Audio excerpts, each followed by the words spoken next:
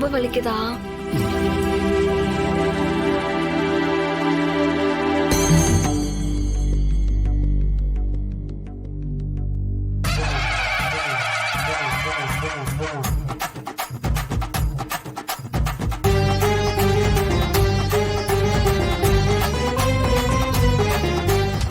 என்னால அந்த தேரை இழுக்கவே முடியல.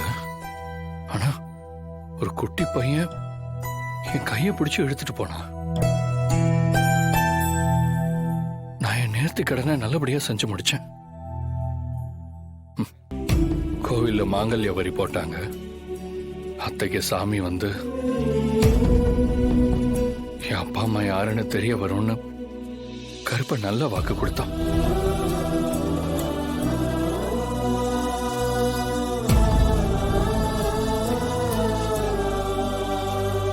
ஆனாலும் அந்த புவனா அப்பா அம்மா பேர் தெரியாத அனாதன்னு சொன்னாளே.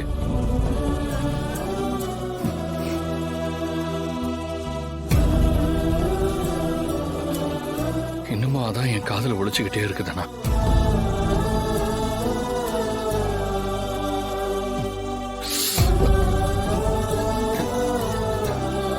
இந்த வலியை விட அதான் ரணமா வலிக்குது. கதிர், நீ இன்னைக்கு நடந்த நல்ல விஷயத்தெல்லாம் சொன்ன.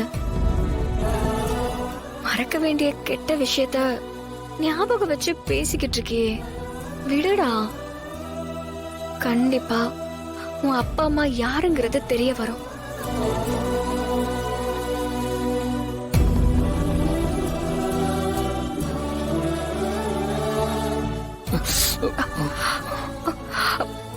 கொஞ்சம் பொறுத்துக்கோ. ஆமாங்க ஐயா, அதுக்கு கலெக்டர் சாரும் அனுமதி கொடுத்திருக்காரு. அரசாங்கத்துல எவ்வளவு பணம் ஒதுக்க முடியுமோ ஒதுக்கி தரேன், மீதியை நீங்க பாத்துக்கங்கன்னு சொல்லிருக்காருங்க ஐயா. உண்மையிலேயே நான் இதெல்லாம் எதிர்பார்க்கல. எப்படி நன்றி சொல்றதுன்னு கூட தெரியல. எங்க அப்பாவுக்கு நீங்களா பெருமை சேர்த்துட்டீங்க. அதெல்லாம் எங்க கடமை சார். நல்லது சார். என்னோட சார்பா இதுக்கு நான் என்ன பண்ணணும்னு சொல்லுங்க, நான் பண்ணிடுறேன். ஐயா, நீங்க இந்த ஊருக்கு நிறைய செஞ்சிட்டீங்க ஐயா. இது நாங்க உங்களுக்கு திருப்பி செய்ய வேண்டிய நேரம். எல்லாத்தையுமே நாங்க பாத்துக்கிறோம் ஐயா. விழா நடக்கிற அன்னைக்கு நீங்களும் அம்மாவும் வந்து இந்த விழாவுக்கு தலைமை தாங்கணும். நம்ம கலெக்டர் சார் நம்ம பெரிய ஐயாவோட சிலையை திறந்து வைப்பாங்க. நீங்க எல்லாரும் குடும்பத்தோட வந்து இந்த விழாவை சிறப்பிச்சு தரணும். நீங்க சொல்ல சொல்ல எனக்கு அப்படியே உடம்பெல்லாம் சிலிர்க்குது. ரொம்ப நன்றிங்க.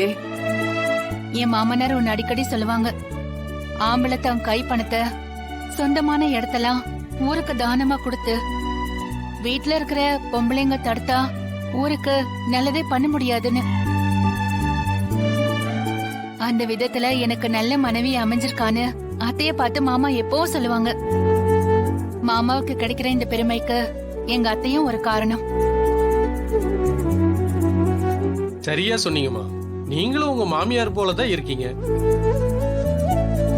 பெரிய ஐயாவோட விழாவுல இன்னொரு விஷயத்தையும் பண்ண போறதா கலெக்டர் சார் சொல்லி இருக்காரு. என்ன பண்ண போறாங்க? இந்த மாவட்டத்தில இருந்து 6 சிறந்த இளம் சாதனையாளர்கள் விருது வழங்கலாம்னு முடிவு பண்ணிருக்கோம். அப்படியா? ரொம்ப சந்தோஷம்.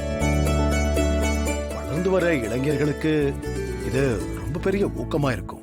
அதுல ஒருத்தருக்கு சிறந்த இளம் தொழிலதிபருக்கான விருத மாயாவுக்கு கொடுக்கலான்னு நாங்க முடிவு பண்ணிருக்கோம்.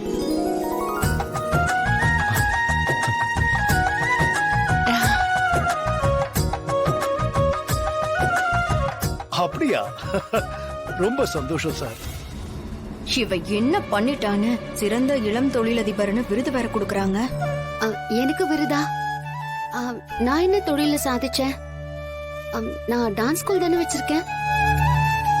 ஒரு ஜவுளி கடைய ஒரு சின்ன அளவுல ஆரம்பிச்சு இப்ப எவ்வளவு பிரம்மாண்டமா மாத்தி இருக்கீங்க. அதுக்கு நீங்க தானே காரணம். ஐயோ, அது என் ஹஸ்பண்டோட உழைப்புல வளர்ந்த கடை. ஆனா அந்த கடை உங்க பேர்ல தானமா இருக்கு. பசுபதி சார், நீங்களா? ஆமா புரோகிதரே, உங்களை பார்க்க தான் வந்தேன். வீட்ல ஹோமம் பண்றதுக்கு அட்வான்ஸ் கொடுக்கணும்ல, அதான் ஒரு நல்ல நாளா பார்த்து நீங்களே வந்துருங்க. அதுக்காக இப்படியா வருவீங்க கார்ல? திடீர்னு சாவ கண்ணுல பார்த்த மாதிரி ஆயிடுச்சு சார். நீங்க வந்த வேகத்துல மோதி இருந்தா என்ன ஆயிருக்கும்? கீழே விழுந்து செத்துருப்பேன். அதான் விழல. சாட்சாத் அந்த பகவான் தான் என்னை காப்பாத்தினாரு. பரவாயில்லங்க, இன்னைக்கு நேரம் நல்லா இருந்துச்சு. இனிமே நல்லதே நடக்கும். சரிங்க புரோகிதரே, இந்தாங்க இந்த பணத்தை பிடிங்க. ஒரு நல்ல நாளா பார்த்து நீங்களே வந்துருங்க. நிச்சயமா வந்துருங்க. சரி, தேதி என்னன்னு முடிவு பண்ணிட்டு நான் உங்களுக்கு சொல்றேன். சரிங்க, அப்ப நான் கிளம்புறேன்.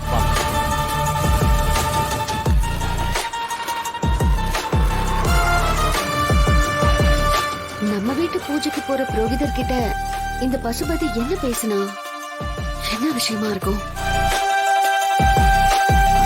எனக்கு ஏதோ தப்பு இருக்கிற மாதிரி தோணுது. என்னன்னு போய் பாப்போம்.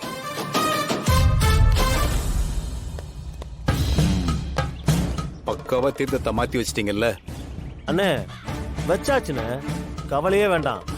ஐயர் இப்ப எடுத்துட்டு போறது விஷம் கலந்த தண்ணி தான். திதி பண்றதுக்கு அந்த ரகுராம் ஜானகி 2 பேரும் தான் உட்காருவாங்க. திதி பண்ண உட்கார்றவங்களுக்கு புரோகிதர் அந்த தண்ணியை கொடுத்தா அடுத்த 16வது நாள் இதே புரோகிதர் அவங்களுக்கு கருமாதி பண்ணுவாரு.